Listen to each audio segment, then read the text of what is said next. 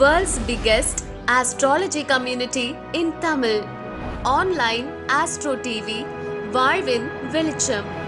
Online astro டிவியை கண்டு மகிழுங்கள்.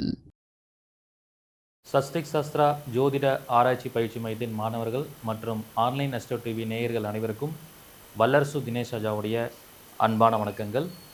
நம்ம ஒவ்வொரு மாதமும் நம்முடைய பயிற்சி மையத்தின் சார்பாக இலவச வகுப்புகள் நம்ம நடத்திட்டு இருக்கோம். அந்த வகையில் இந்த ஜூலை மாதம் எந்த தலைப்பில் நம்ம நடத்த போகிறோம் அப்படின்னா, சுயம் சாரம் பெற்ற கிரகங்கள் தரும் பலன்கள் பரிகாரங்கள் அப்படிங்கிற தலைப்பில் வகுப்பு நடத்த போகிறோம். பொதுவாக இந்த இலவச வகுப்பு ஜோதிடம் 360 டிகிரி அப்படிங்கிற கான்செப்டில் ஒவ்வொரு வித்தியாசமான தலைப்புகளில் இலவச வகுப்பு சேவை மனப்பான்மையோடு நம்ம மாணவர்களுக்காக கொடுத்துட்ருக்கோம். அந்த வகையில் இந்த மாதம் நம்ம என்ன பண்ண போகிறோம்னா, சுயம் சாரம் பெற்ற கிரகம் எப்படிப்பட்ட பலன்களை கொடுக்கும், அதுக்கு என்ன பரிகாரம் அப்படிங்கிறத பார்க்க போகிறோம். இது கிரக வலிமை கண்டுபிடிக்கிற விஷயத்தில் ஒரு முக்கியமான ஒரு கான்செப்டாக இது இருக்குது. எப்பயுமே ஒரு கிரகம் சுயசாரம் பெற்றிருக்கிறது அப்படின்னா என்ன அர்த்தம்னா, ஒரு கிரகம் அவங்களுடைய சொந்த நட்சத்திரத்தில் நிற்கிறது தான் சுயசாரம்னு சொல்கிறோம். ஃபார் எக்ஸாம்பிள், இப்போ 27 நட்சத்திரங்கள் இருக்குது. இப்போ சனி பகவான் ஒரு ஜாதகத்தில் அவருடைய சொந்த நட்சத்திரமான பூசத்தில் இருக்கார். அவங்களுடைய சொந்த நட்சத்திரம் என்னென்னா பூசம், அனுஷம், உத்திரட்டாதி.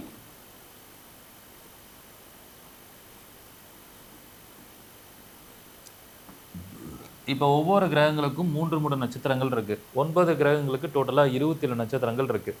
அப்போ சனியோட நட்சத்திரம் பூசம், அனுஷம், உத்திரட்டாதி. அப்போ ஒரு ஜாதகத்தில் சனி பகவான் அவருடைய சொந்த நட்சத்திரத்தில் நிற்கிறதுக்கு தான் சுயசாரம் அப்படின்னு சொல்லுவோம். அப்போ சனி கடகத்தில் நின்று பூச நட்சத்திரம் இருக்கலாம், சனி விருச்சகத்திலேருந்து அனுஷத்தில் இருக்கலாம், சனி மீனத்திலேருந்து உத்திரட்டாதியில் இருக்கலாம். இப்படி அவங்களுடைய சொந்த நட்சத்திரத்தில் நிற்பதை தான் நம்ம சுயசாரம் அப்படின்னு சொல்கிறோம்.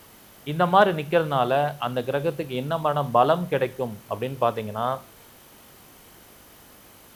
ஒரு கிரகம் தன்னுடைய சொந்த வீட்டில் நிற்கிற மாதிரி ஆட்சி பலத்தை கொடுக்கும்.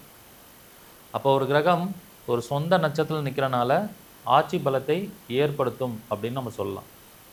அப்போ இந்த விஷயத்தை நம்ம கிரக வலிமை அடிப்படையில் பார்க்கும்போது, ஒரு கிரகம் பலமாக இருக்கா அப்படின்னு முடிவு பண்ணுறதுக்கு நம்ம நிறைய ரூல்ஸ் படிச்சிருப்போம். இந்த சுயசாரம் அப்படிங்கிற ஒரு விஷயத்தையுமே நம்ம என்ன பண்ணலான்னா, ஒரு பலமான ஒரு அமைப்பாக நம்ம எடுத்துக்கலாம். ஸோ இது எல்லா ஆங்கிள்லையுமே பலமான ஒரு ரிசல்ட் கொடுக்குமான்னு கேட்டால், அந்த கிரகத்தோட காரகத்துவம் சம்பந்தமான விஷயங்கள் ஒரு ஜாதகருக்கு அதிக அளவில் கொடுக்கும் அப்படிங்கிற மாதிரி சொல்லலாம். ஸோ ஃபார் எக்ஸாம்பிள், இப்போ இதுக்கு என்ன மாதிரி பலன் எடுக்கலாம்னா, இப்போ ஒரு கிரகம் சுயசாரத்தில் இருக்கும்போது, இப்போ சனி சுயசாரத்தில் இருந்தால் அவங்களுக்கு என்ன சொல்லலாம், வேலை ஆட்கள் சிறப்பாக அமைவாங்க அப்படின்னு சொல்லலாம்.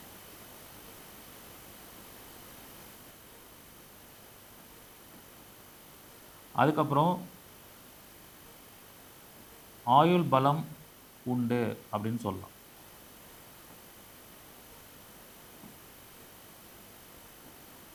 சனினா சித்தப்பான்னு அர்த்தம். சித்தப்பாவுடைய உதவி எப்போதுமே கிடைக்கும் அப்படின்னு சொல்லலாம். அதை என்ன மீனிங்னா, எந்த கிரகம் சுயசாரம் பெற்றிருக்கிறதோ அந்த கிரகத்தோட காரகத்துவம் நமக்கு எல்லா விதத்துலையும் ஸ்ட்ராங்காக கிடைக்கும், சீக்கிரமாக கிடைக்கும் அப்படின்னு சொல்லலாம். இப்படி 9 கிரகங்களில் எந்த கிரகம் உங்கள் ஜாதகத்தில் சுயசாரம் பெற்றிருக்கிறது அப்படிங்கிறத பார்க்கணும். அதுக்கு முதல்ல என்ன தெரியணும், ஒவ்வொரு கிரகத்தோடைய நட்சத்திரங்கள் யாருன்னு தெரியணும். இப்போ கேதுனா, கேதுவோடைய நட்சத்திரங்கள் அஸ்வினி, மகம், மூலம். ஒருவேளை கேது போயிட்டு அஸ்வினி, மகம், மூலத்தில் இருந்துச்சுன்னா சுயசாரத்தில் இருக்குன்னு அர்த்தம். இப்போ சுக்கிரன் எடுத்துக்கிட்டிங்கன்னா பரணி, பூரம், பூராடம். அப்போ சுக்கிரன் போயிட்டு இந்த 3 நட்சத்திரத்தில் இருந்துச்சுன்னா சுயசாரம் பெற்றிருக்கிறதுன்னு அர்த்தம். இப்போ ராகு எடுத்துக்கிட்டிங்கன்னா திருவாதிரை, சுவாதி, சதயம். அப்போ இந்த 3 நட்சத்திரத்தில் ராகு இருந்தால் சுயசாரத்தில் இருக்கிறது அப்படின்னு அர்த்தம். இந்த மாதிரி 9 கிரகங்களையும் இந்த மாதிரி கான்செப்டில் நம்ம எடுக்கலாம். சரிங்களா? 9 கிரகங்களையும் இந்த மாதிரி கான்செப்டில் நம்ம பார்க்க முடியும். இதுதான் அதோடைய விஷயம். நெக்ஸ்ட்டு பார்த்திங்கன்னா, ஒவ்வொரு நட்சத்திரங்கள், இப்போ இந்த நட்சத்திரங்கள் இப்படி இருக்குது அந்த மாதிரி ஒரு அமைப்பில் நம்ம சொல்லிட்டோம். ஓகே, இப்போ இதே விஷயம் இந்த சுயசாரம் எல்லா இடத்துலையுமே நன்மையாக வேலை செய்யுமா? இப்போ சுயசாரம் பெற்றிருக்கு அப்படின்னா அந்த கிரகத்தோட காரகத்துவங்கள் நமக்கு நல்ல விதமாக செயல்படுது அப்படின்னு சொல்லிட்டோம். பட் இது எல்லா விதத்துலையும் நன்மையாக செயல்படுமான்னு கேட்டோம்னா தசாபுத்தியில் பார்க்கும் பொழுது அதனுடைய பலம், அது இருக்கக்கூடிய இடம், ஆதிபத்தியத்தை பொறுத்து அது டிஃப்ரெண்ட்டாக வேலை செய்யும். அதே மாதிரி ஆதிபத்தியம் ரொம்ப ரொம்ப முக்கியம். ஸோ எக்ஸாம்பிளாக ஒரு ஜாதகம் எடுத்துக்குவோம்.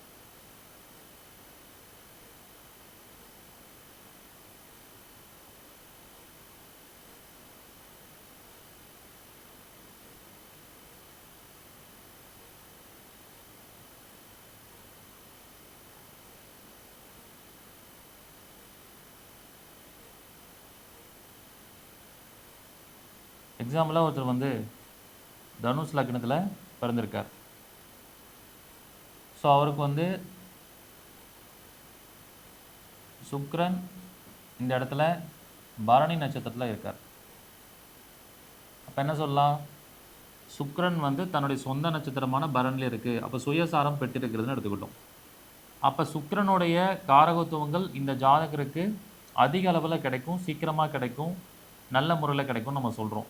ஆனால் அதோட ஆதிபத்தியத்தை பொறுத்து அதில் சில மாற்றங்கள் ஏற்படும். ஏன்னா இந்த ஜாதகத்தை பொறுத்த வரைக்கும் தனுஷ் லக்னத்துக்கு சுக்கிரன் யார்?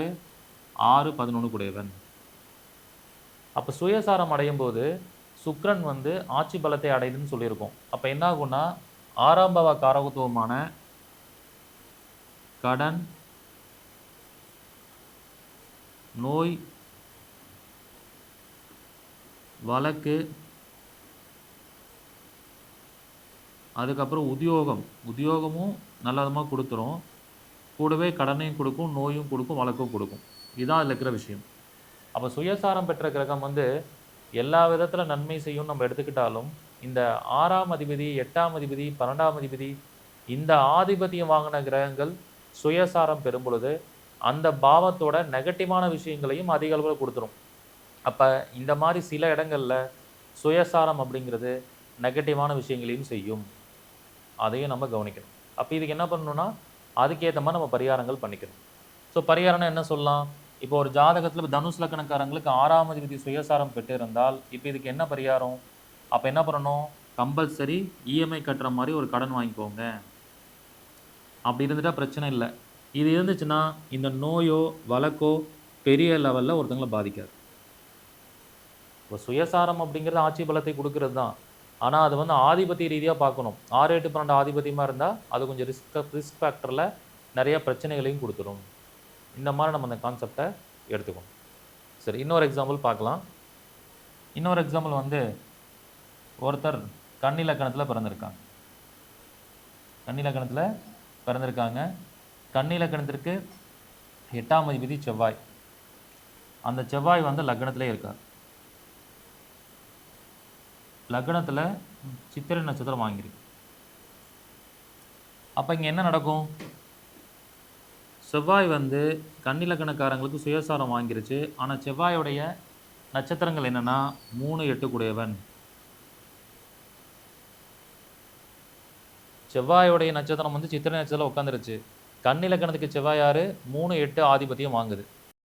இப்போ 3ஆம் வீடு ஆதிபத்தியம் அப்படிங்கிறனால 3ஆம் வீடு ஆதிபத்தியத்தில் நிறைய நன்மைகள் நடக்கும். அவங்களுக்கு வந்து சிறந்த மேடை பேச்சு அப்படிங்கிற விஷயம் வரும். அதுக்கப்புறம் எழுத்து திறமைன்னு சொல்லுவோம். நல்லா எழுத்தாளராக இருப்பாங்க. ஸ்பான்டேனியஸாக இன்ஸ்டண்ட்டாக நிறைய கவிதைகள் எழுதுறது அந்த மாதிரி விஷயங்கள்லாம் நல்லாயிருக்கும். அப்போ இதெல்லாம் நல்லதாக இருக்கும். ஆனால் 8ஆம் வீடு அப்படிங்கிறது வந்து சுயசாரம் அடைகிறனால என்ன ஆகும்னா லைஃப்பில் நிறைய அவமானங்களை சந்திப்பாங்க. அதுக்கப்புறம் நிறைய விபத்தை சந்திப்பாங்க, நிறையா கண்டத்தை சந்திப்பாங்க. இந்த மாதிரி விஷயங்கள்லாம் நம்ம சொல்லலாம். அப்போ சுயசாரம் அடைகிறது வந்து சாதாரணமான அமைப்பு இல்லை. அது ஒரு நல்ல அமைப்பாக இருந்தாலும் சில இடங்களில் அதோட ஆதிபத்தியத்தை பொறுத்து கெடு பலன்களையும் அது செய்யும். இந்த மாதிரி நம்ம அந்த கான்செப்டை எடுத்துக்கணும். ஸோ இதே அமைப்பில் தசாபுக்திக்கு பார்த்தீங்கன்னா இப்போ நாம் இப்போ வந்து தசாபுத்தியில் எப்படி வேலை செய்யும்? இப்போ இந்த கன்னி லக்னக்காரங்களுக்கு செவ்வாய் புத்தி நடக்குது அப்படிங்கும்போது அது என்ன மாதிரி வேலை செய்யும்? செவ்வாய் புத்தி நடக்கும்போது 3, 8 கூடியவன் லக்னத்தில், 3, 8 கூடியவன் லக்னத்தில் அப்படின்னு வந்துடுது. அதே மாதிரி சாரநாதன் யாருன்னா செவ்வாயாக தான் வரார். அப்போ மறுபடியும் 3, 8, 11 தான் வேலை செய்யும். அப்போ என்ன ஆகும்னா அந்த ஜாதகருக்கு குறுகிய தூர பயணம் போகும் பொழுது, டூ வீலரில் போகும்போது இந்த செவ்வாய் புத்தி காலகட்டத்தில் கண்டிப்பாக விபத்தை ஏற்படுத்திவிடும். ஏன்னா சுயசாரம் அப்படிங்கிறது எந்த அளவுக்கு நன்மை செய்யுதோ ஆதிபத்திய ரீதியாக கெடுதலையும் செய்யும். இப்படி நாம் எடுத்துக்கணும். புரியுதுங்களா? இதே விஷயம் கோச்சாரத்துலேயும் நம்ம பார்க்கலாம். இதே விஷயத்தை என்ன பண்ணலாம்? கோச்சாரத்துலையும் நம்ம எடுக்கலாம்.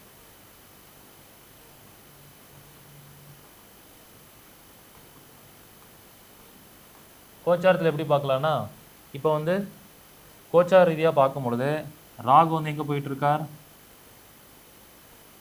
பூரட்டாதியில் போயிட்டுருக்கார். ராகு வந்து இப்போ கோச்சாரத்தில் பூரட்டாதியில் போயிட்டுருக்கார்.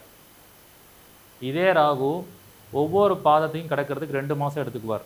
அப்போ பூரட்டாதி 3ஆம் பாதம், 2ஆம் பாதம், 1ஆம் பாதம், கிட்டத்தட்ட இந்த 3 பாதத்தை கடக்கிறதுக்கு 6 மாதம் ஆகும். இந்த 6 மாதம் கழித்து சதயம் 4ஆம் பாதத்துக்கு வருவார்.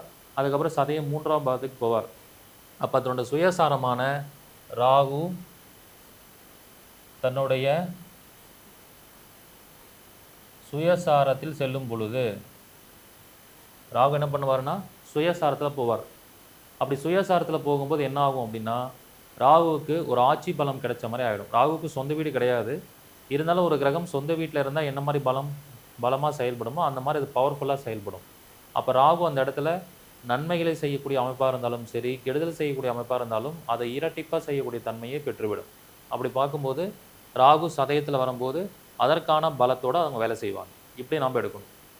அதே மாதிரி இங்கே பாருங்கள், இப்போ சிம்மத்தில் கேது போதா? அப்போ அந்த கேது இன்னும் கொஞ்ச நாளில் என்ன ஆவார்? மகத்துக்கு வந்துடுவார். சிம்மத்தில் மக நட்சத்திரம் இருக்கா?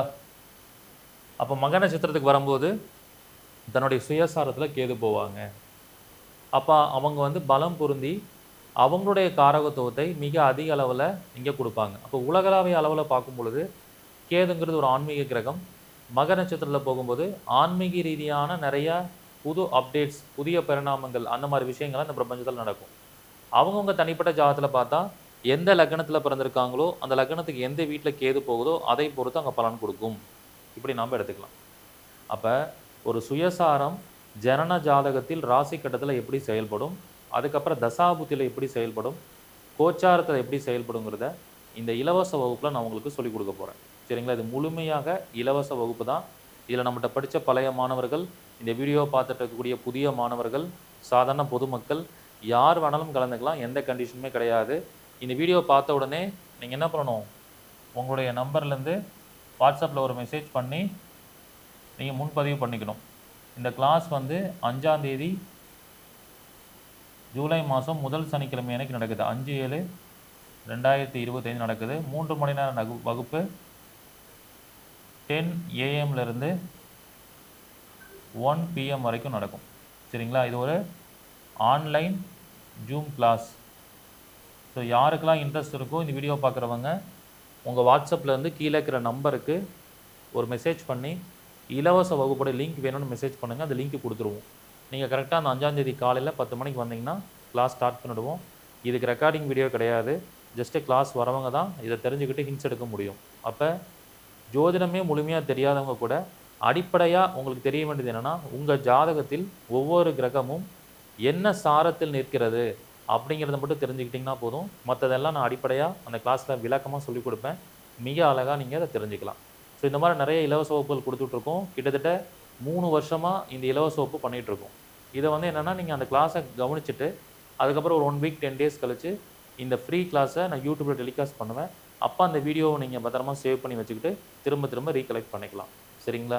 ஸோ இந்த அருமையான வாய்ப்பை நீங்கள் எல்லோரும் பயன்படுத்திக்கோங்க.